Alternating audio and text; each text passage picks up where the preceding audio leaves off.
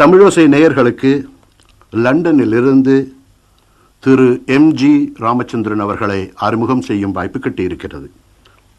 எம்ஜிஆர் தமிழ்நாட்டு செம்மல். அவரை பற்றி நீங்கள் அறியாத விவரங்கள் இல்லை என்றாலும் லண்டனிலிருந்து அவருடன் பேசும் பொழுது அவரை பற்றிய பல விவரங்களை உங்களுக்கு அறிமுகம் செய்யும் வேண்டும் என்கிற ஆவல். சொல்லுங்கள் திரு எம்ஜிஆர், இதுதான் முதல் முறையாக நீங்கள் லண்டனுக்கு வந்து தடவா? ஆமாம். இதற்கு முன்பு கிருஷ்ணமூர்த்தி அவர்களே, திடீர்னு போட்டார் எம்ஜிஆர். எதிர்பார்த்திருக்க வேண்டியது நானே, சரியாம போச்சு. சரி சொல்லுங்க, இதுதான் முதல் தடவை நீங்க? இதுதான் முதல் முறை லண்டனுக்கு வந்திருக்கிறது. இதுக்கு முன்னே நீங்க வெளிநாட்டு கிழக்கு நாட்டுகளுக்கெல்லாம் போயிருக்கீங்க நிறைய. படம் எடுப்பதற்காக, உலகம் சுற்றும் வாலிபன் என்ற படத்திற்காக, படப்பிடிப்பிற்காக ஜப்பான், ஹாங்காங், பேங்காக், சிங்கப்பூர் போன்ற கிழக்கு ஆசிய நாடுகள், கிழக்கு. சொல்லுங்க, இந்த விஜயம் பிரிட்டனுக்கு நீங்க வர முடிஞ்சது எதனால? இங்கு ஒரு சில நண்பர்களும் திரைப்பட கழகத்தவர்களும் சரி எங்களை வர வேண்டும் என்று அழைத்து முழு பொறுப்பையும் அவர்கள் ஏற்றுக்கொண்டதன் விளைவாக என்னால் வர முடிந்தது. என்னுடைய குழுவினரால் வர முடிந்தது. இது ஆனால் மாஸ்கோ வழியாக வந்தீர்கள்? மாஸ்கோவிற்கு நாங்கள் அழைக்கப்பட்டோம். சரி. மாஸ்கோவில் என்ன திரைப்பட? 1967ஆம் ஆண்டு அழைக்கப்பட்டேன். சரி. அப்பொழுது எதிர்க்கட்சியை சேர்ந்த அரசியல் காரணமாக ஒருவரால் சுடப்பட்டதனால் என்னால் செல்ல முடியவில்லை. சரி. 71 நான் அழைக்கப்பட்டேன். சரி. அப்பொழுது பொது தேர்தல் தமிழகத்திலே வந்துவிட்ட காரணத்தால் என்னுடைய கட்சியாக இருந்த அப்பொழுது இருந்த திராவிட முன்னேற்ற கழகத்திற்காக பணியாற்ற வேண்டிய காரணத்தால் நான் வெளிநாடு செல்ல முடியவில்லை.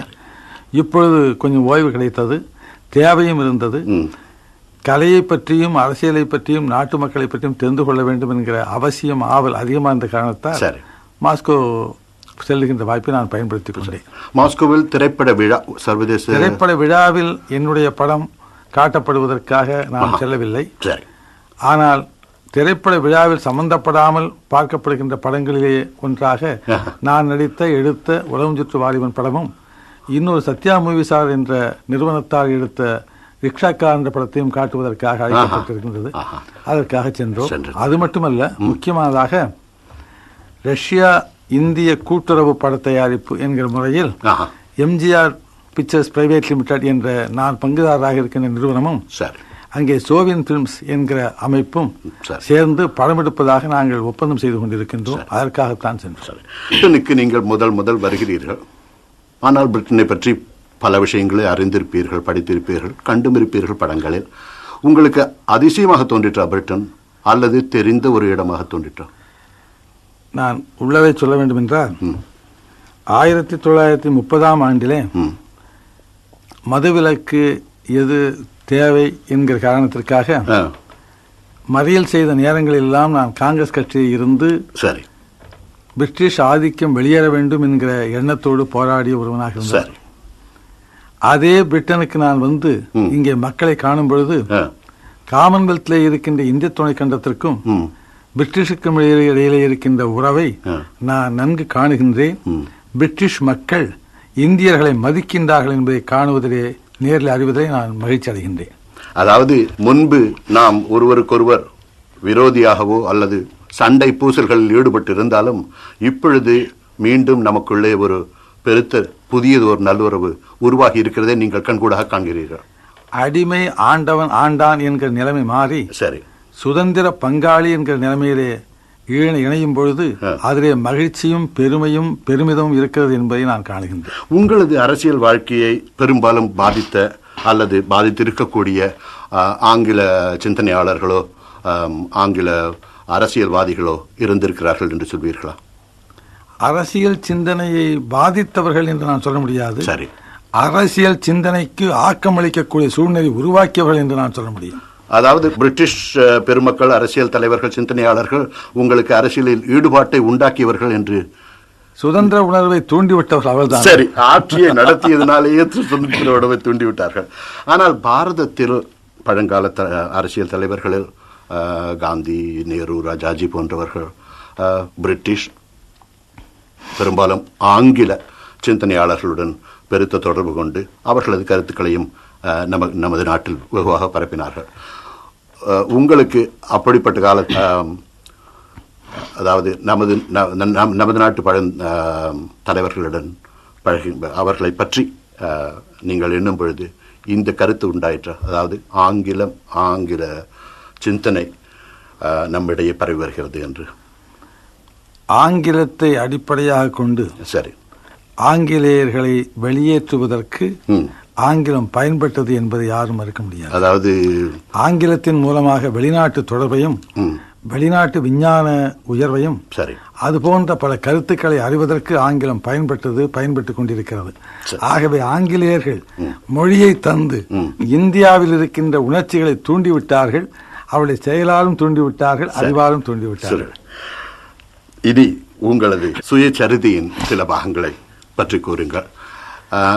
இளமை காலத்தில் நீங்கள் அரசியலில் அப்பொழுது 1930 அரசியலில் ஈடுபட்டிருந்தீர்கள், மாணவ நாட்களிலேயே. அதன் பிறகுதான் சினிமாவில் பிரவேசித்தீர்களா? நான் ஒன்று சொல்ல வேண்டும். சொல்லுங்க. என்னுடைய வரலாற்றை கேட்டுவிட்ட காரணத்தால் நேரம் இருந்தாலும் இல்லாவிட்டாலும் சொல்லிவிடுவது கடமை என்று சொல்லுங்கள். பகுதி பகுதியாக ஒளிபரப்பு. என்னுடைய 2.5 வயதில் என் தந்தை இறந்து விட்டார். சரி. என் தந்தையும் தந்தைக்கு உயிரூட்டிய அறிவை தந்த பாட்டனாரும் சரி பெரும் லட்சாதிபதிகளாக இருந்தவர்கள். சரி. பெரும் பணக்காரர்கள். சரி. வசதியும் வாய்ப்போடும் இருந்தவர்கள். ஆனால் மருமக்கத்தாயம் என்ற காரணத்தால் கேரளத்தில் சரி குழந்தைகளுக்கு தனது தந்தையின் சொத்துக்கள் இல்லை என்கிற காரணத்தால் மாமாவின் சொத்துக்கள் நாங்கள் அனாதைகளாக்கப்பட்டோம். சரி. என் தாயினுடைய அரவணைப்பில் தான் நான் வளர வேண்டியிருந்தது. சரி. என் தந்தை மேஜிஸ்ட்ரேட்டாக இருந்தார், பிரின்சிபாலாக இருந்தார். சரி. பிரின்சிபாலாக இலங்கையிலே பணியாற்றும் பொழுது கண்டியிலே தான் நான் எந்த தொடர்பு? கேரளம் ஆயிற்று, தமிழ்நாடு ஆயிற்று, இலங்கை ஆயிற்று. இலங்கையிலே நான் பிறந்தேன், கண்டியிலே தான் பிறந்தது. சரி. 2.5 வயதிலே தந்தை இழந்தேன். அதற்கு பிறகு நான் 5 வயதிற்குள்ளேயே நான் தமிழகத்திற்கு வந்து விட்டேன். என்னை வளர்த்த வேலுநாயர் என்பவர் அங்கே போலீஸ் இலாக்காவிலே போலீஸ்காரா பணியாற்றிய காரணத்தால் அவர் ஆதரவிலே நாங்கள் வளர வேண்டியிருந்தது. சரி. முதலாக நான் எழுத படிக்க தெரிந்த மொழி தமிழ். சரி. நான் அறிவு வந்த பருவம் முதல் பார்த்து கொண்டு பழகிக் கொண்டிருக்கின்ற மக்கள் தமிழ் மக்கள். சரி. என் உடம்பிலே இத்தனை ஆண்டுகளாக குருதி வளர்ந்திருக்கிறது, சூடேறி கொண்டிருக்கிறது, சூடு தனியாமல் இருக்கிறது என்றால் நான் வளர்ந்திருக்கிறேன், வாய்ப்பு பெற்றிருக்கிறேன் என்றால் தமிழ் கூறும் நல்லுலகம் தந்த வாய்ப்பாகும். ஆகவே அந்த தமிழ் உலகத்திற்கு நான் தொண்டு செய்ய வேண்டும் என்கிற ஆர்வம் என்னை அறியாமலே என்னை உந்தி தள்ளி கொண்டிருக்கிறது வந்தது. என் தாயுடைய அரவணைப்பு எனக்கு அதிக கல்வியை தருவதற்கு வாய்ப்பில்லை. 7வது வயதில் நான் நாடக கம்பெனியில் சேர்ந்து விட்டேன். 7 வயது இந்த நாடகத்திலே நடித்து 34வது ஆண்டு 35வது ஆண்டில் சினிமா படங்களிலே நடிப்பதற்கு நான் கலந்து கொள்ள வேண்டிய அவசியத்தில் ஈடுபட்டேன். அதற்கு பிறகு நான் தொடர்பு கொண்டிருக்கின்றேன். 1930ஆம் ஆண்டிலேயே 29, 28 நான் வந்து காங்கிரஸ் கட்சியில் அங்கத்தினராக இல்லாவிட்டாலும் அதனுடைய ஊழியனாக இருந்தேன். 33, 34 நான் அங்கத்தினராக பதிவு செய்து கொண்டு விட்டவன். அதற்கு பிறகு சில நாட்கள் இருந்து எனக்கு அங்கே செயல்பட்ட முறைகளிலே சில குறைபாடுகள் கண்டதாக நான் எண்ணியதால் அந்த விருப்பு வெறுப்பற்ற நிலைமை நான் வளர வேண்டும் என்கிற காரணத்தால் நான் விலகி அஞ்ஞாதவாசம் என்று சொல்வார்களே, அதுபோல் அரசியல் தொடர்பு இல்லாமல் இருந்து கொண்டிருந்தேன். ஒரு 4-5 ஆண்டு அரசியலில் இருந்து ஈடுபாடு இல்லாமல். ஆனால் நான் கதர் கட்டுகின்ற காங்கிரஸ்காரனாக இருந்தேன். நான் ஒரு தேசியவாதியாக எப்பொழுதுமே இருந்து கொண்டிருப்பவன். சரி. அது மட்டுமல்ல, மகாத்மாவின் கொள்கையிலே பிடிப்பும் நம்பிக்கையும் கொண்டவன். சரி. அவைகளெல்லாம் ஒருங்கு சேர நான் தமிழகத்தில் கண்ட ஒரே ஒரு தலைவர் மாபெரும் அறிஞர் அமரர் அண்ணா அவர்கள் தவிர வேறு யாரும் இல்லை என்பதை அறிந்து அவருடைய புத்தகங்களை படித்துவிட்டு அவருடைய நியாயமான கோரிக்கைகள் தான் தமிழகத்திற்கும் இந்திய துணைக்கண்டத்திற்கும் பயனுள்ளதாக இருக்கும் என்ற காரணத்தால் நான் திராவிட முன்னேற்ற கழகத்திலே சேர்ந்தேன். அண்மையில் 1972ஆம் ஆண்டு அக்டோபர் 10ஆம் தேதி அன்று குற்றமற்ற நான் வெளியேற்றப்பட்டேன். சரி. வெளியேற்றப்பட்ட பிறகு தொண்டர்களுடைய மக்களுடைய விருப்பப்படி அண்ணா திராவிட முன்னேற்ற கழகம் என்ற அமைப்பை நான் உருவாக்கினேன். இப்பொழுது அதிலே முதல் தொண்டனாக நான் இருக்கிறேன் என்று அவர் சொல்லுகின்றார்கள். நான் நிறைய பணியாற்றிக் கொண்டிருக்கிறேன். மிக்க நன்றி. உங்களது வாழ்க்கை சரிதத்தை இவ்வளவு சுருக்கமாகவும் இவ்வளவு பல விஷயங்களை கொண்டும் உங்களால் ஒரு 5 நிமிஷத்தில் கூறிவிட்டீர்கள். ஆனால் ஒன்று நான் கூற விரும்புகிறேன். நடிப்பிலும் நடிக்காமல் இருப்பதிலும் வெற்றி கண்டவர் நீங்கள். நடிப்பிலும் நடிக்காமல் இருப்பதிலும், அதில் வாழ்க்கையில் நடிக்காமல் இருந்து தொழிலில் நடித்து வெற்றி கண்டவர்கள் நீங்கள். சொல்லுங்கள், உங்களது சினிமா துறையில் இப்பொழுது தமிழ்நாட்டில் ஒரு தமிழ் மொழிக்கும் தமிழ் மொழி வளர்ச்சிக்கும் ஒரு பெரிய தூண்டுதலை அளித்துள்ளது அல்லவா சினிமா துறை இப்பொழுது? நிச்சயமாக. அதாவது இப்பொழுது நாம் கையாளும் தமிழ் முற்றிலும் முந்திய தமிழை விட அதிக சக்தி வாய்ந்ததாக இருக்கிறது. இந்த மொழி வளர்ச்சியுடன் கல்வி வளர்ச்சிக்கும் சினிமா பயன்படும் என்ற கருத்து வெளிநாடுகளில் பரவலாகவும் உள்ளது, நம் நாட்டிலும் உள்ளது. இந்த துறையில் கல்வி பெருக்கத்திற்காக சினிமா எவ்விதத்தில் பயன்படலாம் என்று உங்களுக்கு தோன்றுகிறது? கல்வி என்பது விஞ்ஞானத்தை பற்றி தனியாக சொல்லிக் கொடுப்பதோ, பொருளாதாரத்தை பற்றியோ, வரலாற்றை பற்றியோ இவ்வாறு தனித்தனியாக பிரித்து சொல்லிக் கொடுக்கின்ற அமைப்புகளை கொண்டது பள்ளிக்கூடம், கல்வி நிலையம், கல்லூரிகள். சரி. ஆனால் சினிமா தொழில் என்பது, சினிமா என்பது கல்வி என்ற தத்துவத்தை அடிப்படையாக கொண்டு மனித பண்பை சொல்லிக் கொடுக்க பெரும் வாய்ப்பு படைத்த ஒன்றாகும். அந்த சாதனத்தை ஒவ்வொரு பண்பை பற்றி, ஒரு நாட்டினுடைய கலாச்சாரத்தை பற்றி சொல்லுவது என்றால் அந்தந்த கலாச்சாரத்தை பயன்படுத்தி சொல்லித்தீர வேண்டும். சரி. தமிழகத்தை பொறுத்தவரையில் இப்பொழுது சோதனைக்குள்ளாக்கப்பட்டிருக்கிற நேரம் என்று சொல்லுவேன். சினிமா துறையை பொறுத்தவரை வெளிநாட்டு படங்கள் மக்களுடைய ஆசையை வேறு வகையிலே ஈர்த்து செல்லுகின்ற நேரத்தில் கலைப்பண்பு, கலாச்சாரம், தமிழ் பண்பு கெட்டுவிடாமல், அழிந்து விடாமல் காப்பாற்றி அதை தொழிலின் மூலமாக, கலையின் மூலமாக சொல்ல வேண்டும் என்று விரும்புகின்ற பட தயாரிப்பாளர்கள் வருமானத்தை இழக்க வேண்டிய சூழ்நிலை ஏற்பட்டு விடுகிறது. சரி. ஆகவே இசையை காப்பாற்றி தீர வேண்டும், தமிழ் இசையை, கர்நாடக இசையை. அதே நேரத்தில் மொழியை ஒழுங்கு பெற சொல்லியாக வேண்டும். கேவலமான கருத்துக்களை கொண்ட இடைச்செருகள் என்று சொல்லக்கூடிய அமைப்பிலே சொல்லி இரட்டை கருத்துக்கள் வரக்கூடிய ஸ்லேடை ஆபாச கருத்துக்களை ஸ்லேடையாக சொல்லுகின்ற முறையை கையாள வேண்டிய அவசியத்திற்கு தள்ளப்படுகின்றார்கள். இவைகளிலிருந்து போராடி வெற்றி பெறுவது என்பது எளிதல்ல. அந்த சோதனையிலே தயாரிப்பாளர்களும் கலைஞர்களும் அங்கு ஈடுபட்டுக் கொண்டிருக்கின்றார்கள். கலைநுணுக்க திறமையாளர்களும் அதில் ஈடுபடுகின்றார்கள். நியூ வேவ் என்று சொல்லி சில ஆபாசமான தமிழ் பண்பாட்டுக்கு ஒவ்வாதவைகளை எல்லாம் படத்திலே புகுத்த வேண்டிய அவசியத்திற்கு தள்ளப்படுகின்றார்கள். இதன் விளைவாகத்தான் இந்திய துணைக்கண்டம் வேறு வழியின்றி, எந்த விதமான கெட்ட எண்ணமும் இன்றி, எங்களது மரியாதைக்குரிய இந்திரா காந்தி அம்மையாருடைய தலைமையிலே இருக்கின்ற இந்திய பேரரசு கொஞ்சம் கூட கலாச்சாரத்தை விட்டுக் கொடுக்காமல் காப்பாற்ற வேண்டும் என்கிற நிர்பந்தத்திற்கு ஆளாக்கப்பட்டு சில வெளிநாட்டு படங்களை தடை செய்யக்கூடிய சூழ்நிலையை அது ஏற்படுத்திக் கொள்ள வேண்டிய அவசியத்துக்கு ஆட்படுத்தப்பட்டது. ஆனால் அப்படி இருந்தும் இன்றைய நிலைமை நியூ வேவ் என்கிற அமைப்பிலே ஒரு சில காரியங்களை சொல்லிக்கொண்டு செயல்களிலே ஈடுபடுகின்ற வேதனை நிறைந்த காட்சிகளுக்கு இடையிலே தான் நாங்கள் தொழிலை செய்ய வேண்டியிருக்கின்றது. சர்க்கார் அந்த படத்தை எடுக்கிறார்கள் என்றால் லாப நஷ்டத்தை கணக்கிட வேண்டிய அவசியம் இருக்காது. தனிப்பட்டவர்கள் படம் எடுக்கிறார்கள் என்றால் பணம் வந்தால் தான் திரும்ப இன்னொரு படம் எடுக்க முடியும். அப்படிப்பட்ட சோதனையை நாங்கள் இருக்கின்றோம். ஆகவே எப்படியோ ஒரு சில படங்கள் வெற்றி பெறுகிறது, சில படங்கள் பரவாயில்லை என்றாகிறது, சில படங்கள் தோல்வியடைகிறது என்றால் இவைகளை சந்தித்தே ஆக வேண்டும். ஆனால் இளைஞர்களுடைய துடிப்பு வேறொரு வகையில் இழுக்கப்பட்டாலும் வெகு விரைவில் அது தெளிவுபடுத்தப்பட்டு அவர்கள் சரியான பாதையை செல்வார்கள் என்ற நம்பிக்கையிலே நாங்கள் இருப்பதால் நாங்கள் துணிந்து அந்த பாதையிலே சென்று கொண்டிருக்கின்றோம். பெரும்பாலும் சினிமாவை பற்றியும் பேசினோம், உங்களது சுயசரிதையை பற்றி பேசினோம். பாரத பிரச்சனைகளில் நீங்கள் தீவிரமான பிரச்சனை என்று கருதுவது ஏதாவது ஒன்று ரெண்டு சொல்ல முடியுமா? அரசியல் தலைவர் என்ற விதத்தில் கேட்கிறேன். பாரத பிரச்சனை என்பது ஒரு மாபெரும் கடலிலே முத்துக்கள், ரத்தினங்களை எல்லாம் எடுக்க வேண்டும் என்று ஆசைப்பட்டால் எப்படியோ அது போன்றதுதான் என்று சொன்னாலும், முத்து குளிக்கின்ற நல்ல தியாகிகள் தமிழகத்திலே மட்டுமல்ல இந்திய துணைக்கண்டத்திலேயும் நிறைய இருக்கின்றார்கள்.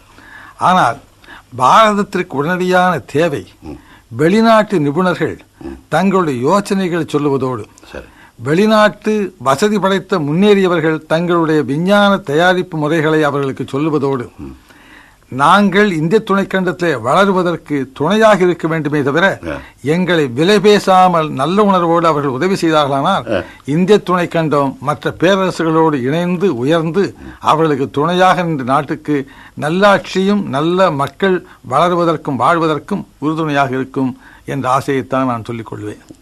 நீங்கள் லண்டன் வாழ் தமிழ் மக்களை சந்தித்தீர்கள். இன்றைக்கு மாலையும் சந்திக்க போவிருக்கிறீர்கள்.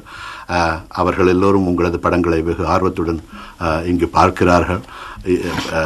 இந்த மக்களின் பேர் ஆர்வம் உங்களுக்கு எவ்விதத்திலும் ஒரு பீதியை, ஒரு பயத்தை உண்டாக்குகிறதா? அதாவது நம் நாட்டிலும் சரி, மில்லியன் கணக்கான மக்கள் ஒருவரை காண வருவதென்றால் இது ஒரு தெய்வத்தை போன்ற ஒரு பீடத்தில் வைத்து விடுகிறார்களே என்கிற பீதி உங்களுக்கு ஏற்படுகிறதா? எப்பொழுதாவது இது சில நேரங்கள் தவிர்க்க முடியாதது.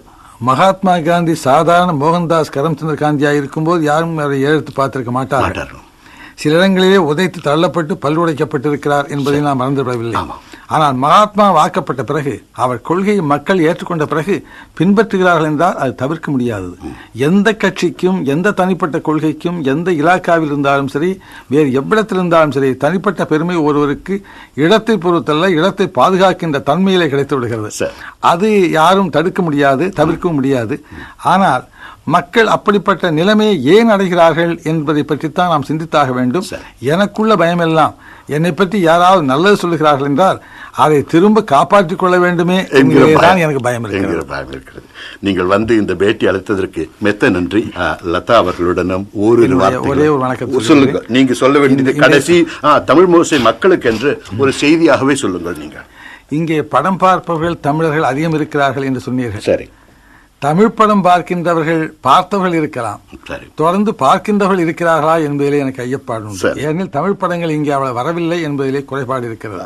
அதில் சில இக்கட்டுகள் இருக்கின்றன, நெருக்கடி இருக்கின்றது, சட்ட நுணுக்கங்கள் இருக்கின்றன, பண வரவு கிடையாது, அதுக்காக பணம் கொடுத்து அதிகமாக வாங்கிவிட முடியாது என்கிற சோதனை. ஆகவே இவைகளுக்கு ஏற்ப ஏதாவது ஒரு நிறுவனம் இங்கே உருவாகி அதற்கு ஏற்ப